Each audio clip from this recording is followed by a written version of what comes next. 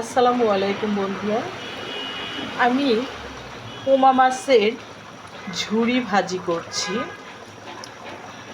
এখানে আমরা রান্নায় সাধারণত যে ধরনের মশলা ইউজ করি সেই ধরনের মশলা দিয়ে আমি এটা করছি।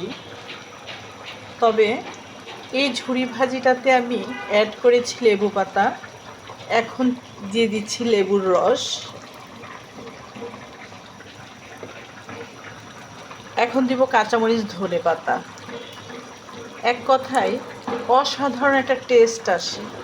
কালো জিরা দিয়েছি, আমি কালো জিরা ফোড়ন দিয়েছি, কারণ এটা কালো জিরাটা শুধু আমাদের স্বাস্থ্যের জন্যই উপকারী নয়, যেহেতু মাছটা সামুদ্রিক মাছ, পোমা মাছ, এটাতে আমরা ওমেগা 3 পাচ্ছি, যেটা আমাদের বডির জন্য খুবই প্রয়োজন।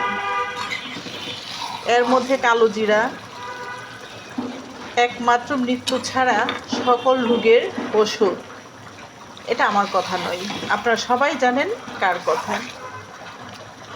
এর উপর লেমন জুস, লেমন লিফ, সব কিছু মিলে অসাধারণ টেস্ট একটা আসে।